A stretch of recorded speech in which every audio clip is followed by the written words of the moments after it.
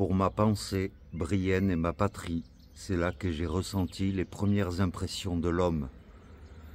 Signé Napoléon.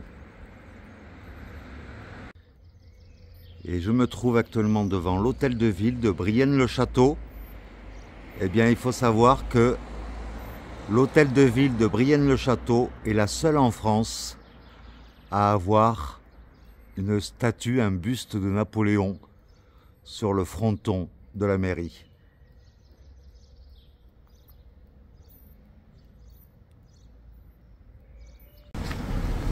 Et salut!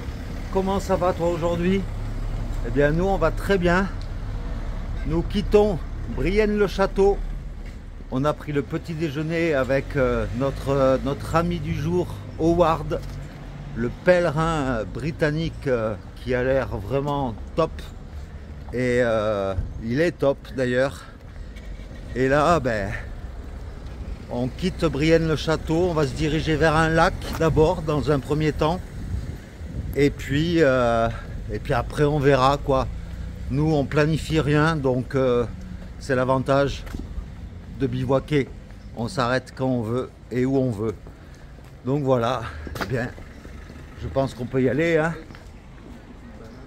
Let's go! Let's go!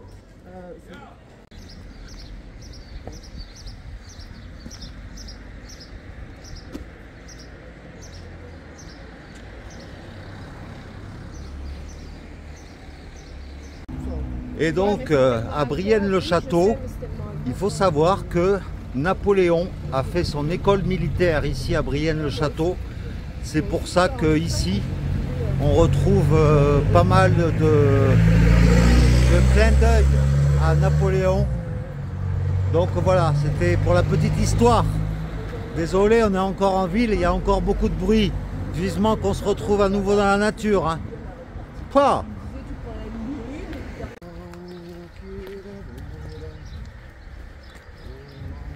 Et voici la rivière de l'Aube qui a donné le nom au département. C'est assez sauvage, c'est cool. Voilà, nous quittons la départementale et nous allons nous retrouver enfin, je dirais, dans les bois. Au sein de la forêt, nous tombons devant la mare qui s'intitule le trou de Mouillecu. En fait, elle a été creusée au 19e siècle par les vignerons et cette mare est aujourd'hui devenue essentielle à bon nombre d'espèces vivantes comme des grenouilles vertes, des tritons, etc. Et nous continuons toujours dans la forêt. Ce matin, on a vraiment de la chance puisque jusqu'à maintenant, nous marchons en grande partie à l'ombre et dans les bois. Donc on croise les doigts pour que ça dure. Bon alors Pierre, que penses-tu de ce début d'étape aujourd'hui? Merveilleux. Petit départ en forêt. Météo correct. Et puis une belle rencontre hier. Le vent convenable. Ah, La queue de vache toujours en main parce qu'il y a beaucoup de marécages dans le coin quand même. Donc ouais. temps et tout petit quanti, comme diraient les anciens. Et on dédie cette vidéo à Howard. Howard. Voilà. Boum. Et toi Sophie, que penses-tu de ce début d'étape d'aujourd'hui? C'est agréable pour le moment. Bah ouais, exactement. Le mot c'est agréable. Mais connaissant le chemin, il y a bien un moment donné où il va nous mettre à l'épreuve en plein soleil. On y arrive. Eh bien nous arrivons dans le village de Dienville, qui est tout mignon, tout plein, qui est calme, qui est joli et qui se trouve au bord d'un lac. Apparemment, je crois que c'est le lac d'Amance. Bienvenue à Port-Dienville. C'est une station nautique et de loisirs. Et nous allons vers le port et la plage. Et voici donc le lac d'Amance, qui est le plus grand lac d'Europe pour le motonautisme. Et c'est un lac artificiel bien sûr. Mais là, la plage est réservée aux cygnes aujourd'hui. Eh bien nous, on se pose, il y a plein de tables de pèlerins, c'est-à-dire des tables en bois. Et on va se poser ici, histoire de faire une petite trempette. Et voilà, Sophie profite de l'eau du lac pour se refroidir les pieds.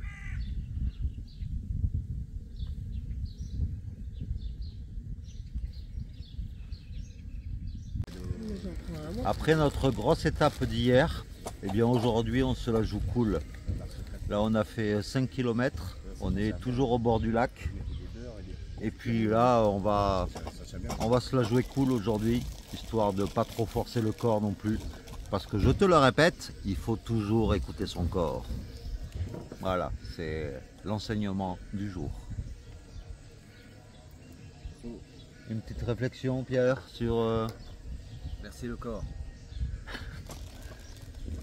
Sauf en off à la plage. Âme sensible, s'abstenir. Vous voulez voir les dessous de Toff? Eh bien voilà, je vous les fais découvrir en direct.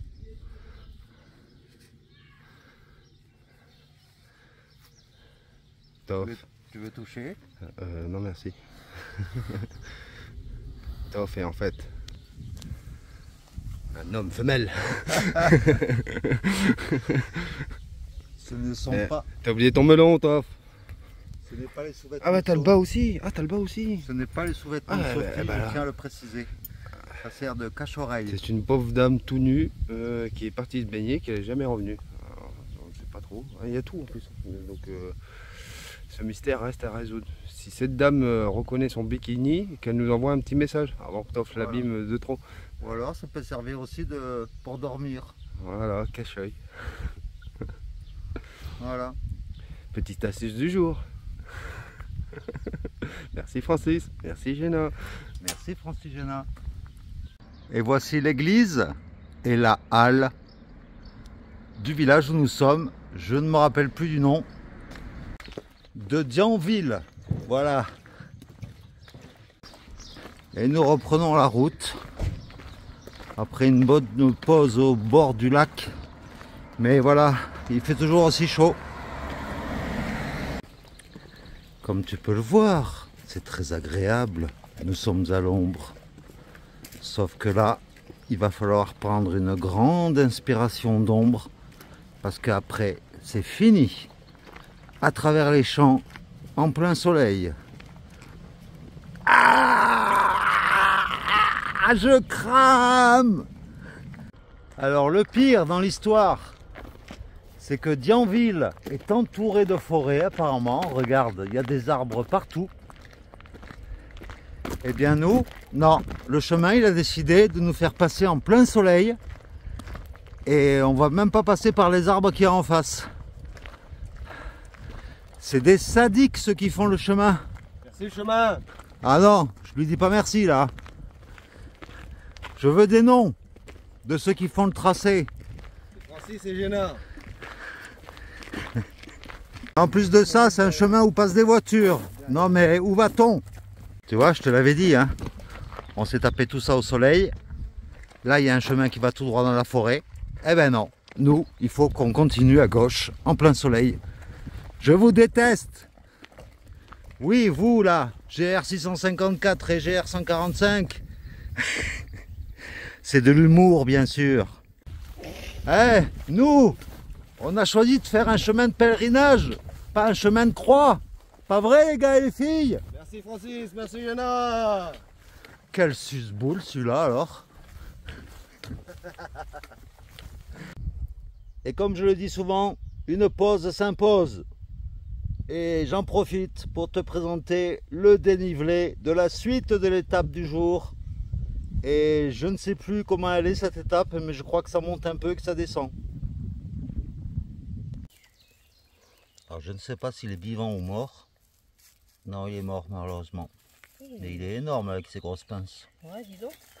De la gaieté de Après le dénivelé du jour, le bâton du jour. Voilà. Aujourd'hui, c'est le bâton bouquet. Très joli. Voilà, ça montre bien que le Pierrot, sous ses allures de brute, c'est un grand romantique, un gros sentimental. Merci les fleurs. Putain que ça donne envie!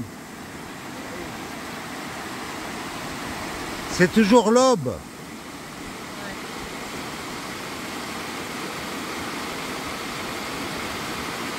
Et bienvenue à Union-Ville.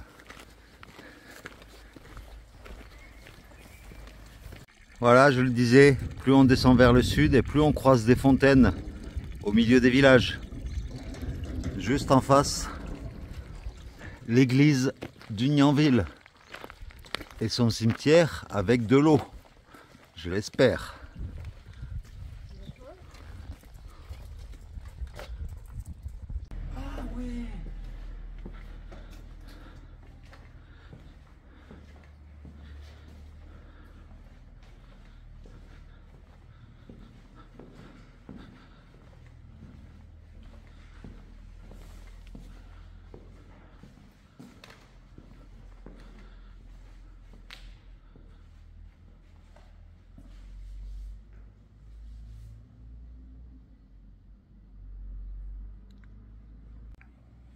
Malheureusement, j'ai l'impression que cette église, elle a besoin de travaux. Parce que j'ai l'impression que elle est prête à s'écrouler. J'accueille la fripouille. Allons au prochain village. Ok. C'est dingue. Voyant deux vaches mortes de soif, il n'y avait plus d'eau à l'intérieur. On a pris l'initiative d'ouvrir le robinet qui était plus loin. Comme ça, elles peuvent s'abreuver, les pauvres petites vaches. Bah oui, t'es belle, hein. Allez, buvez les filles.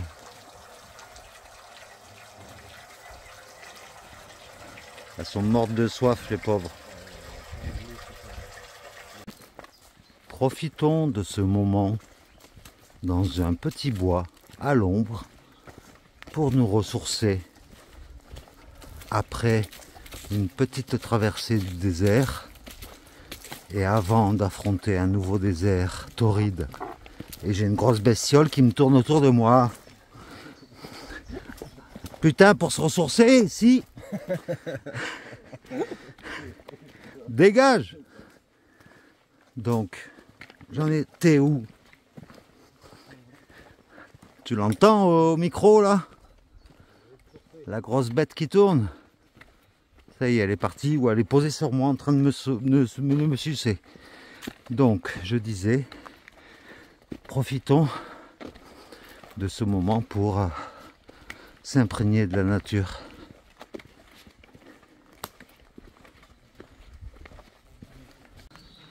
Sophie, elle kiffe quand ça monte. Parce que là, ça commence à monter. Comme tu as pu le voir dans le dénivelé que je t'ai présenté un peu plus tôt dans la vidéo. Mais ça va, c'est à l'ombre. Mais ça n'empêche que je suis en train de chialer ma race. Excuse-moi pour ce vocabulaire de je ne sais pas quoi. C'est devant un magnifique décor de bois que je te dis qu'on est arrivé, je pense, et je l'espère, en haut de cette longue montée. On a mis quoi? Un quart d'heure, 3/4 d'heure à peu près à la montée? 3-4 heures, ouais. 3/4 heures, non, 3/4 d'heure. Et ben je peux te dire que si dans toutes les montées comme ça, Oh, c'est dur. j'ai les fessiers qui marchent aussi fort, je vais arriver à Rome avec des fesses en béton. Et là, nous entamons notre entrée dans le village d'Amance. Amance. Et regarde à l'entrée, nous tombons sur un collectionneur de voitures anciennes, de course. Et regarde, il a réussi à faire à mettre des voitures en haut.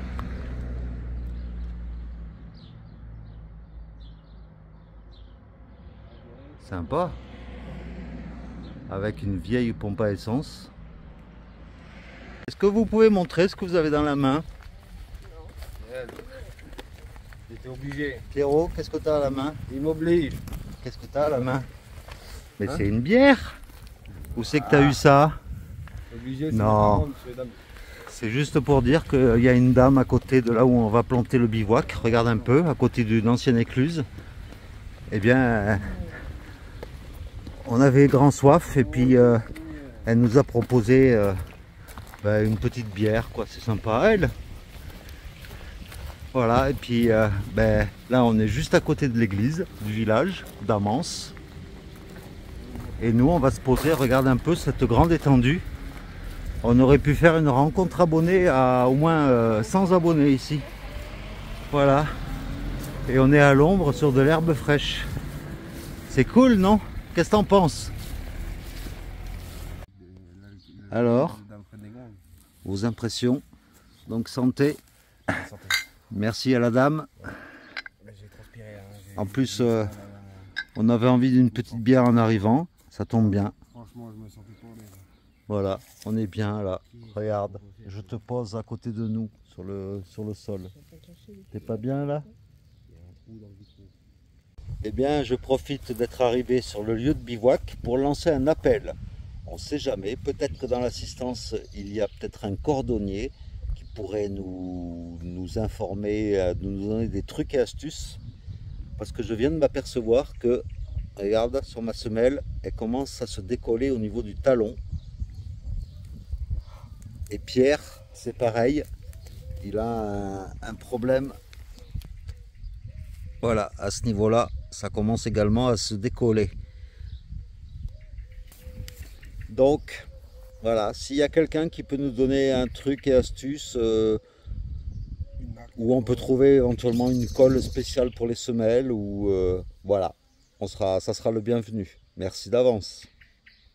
Grâce aux voisins d'en face de l'église, on a les clés pour visiter l'église.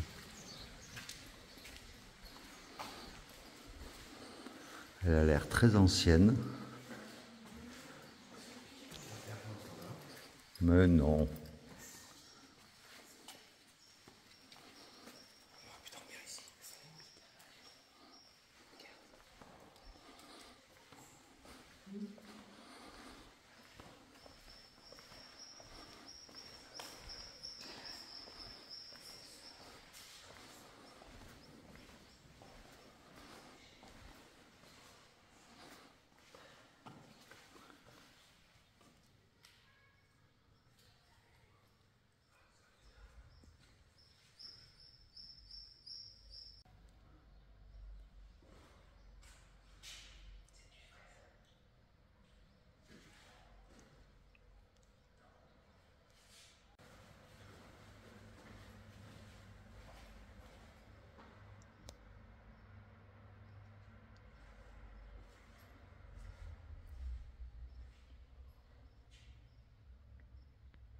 Ce soir, c'est Noël, puisque nous dégustons, grâce toujours à la même voisine qui est à côté de notre bivouac, de la bière de Noël.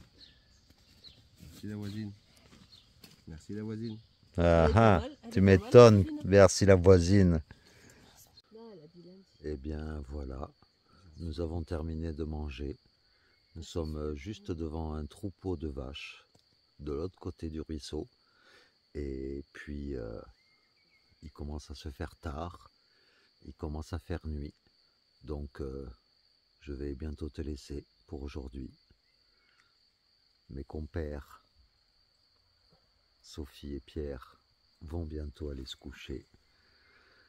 Et puis j'espère que cette vidéo t'aura plu. Demain, si tout va bien, on devrait arriver jusqu'à Bar-sur-Aube, toujours dans l'Aube. Et c'est là qu'on pourra à nouveau se réapprovisionner en nourriture. Puisque là, on a traversé plus de 40 km sans rien du tout. Donc le Pierrot, je ne sais pas ce qu'il fait derrière moi, mais je le vois quand même. J'ai des yeux derrière la tête. Et voilà, en tout cas, merci beaucoup, encore une fois, pour les nouveaux abonnés. Soyez les bienvenus sur cette chaîne. Voilà, c'est l'aventure sur la Via Francigena en direction de Rome. On en a pour 6 mois d'aventure, à peu près.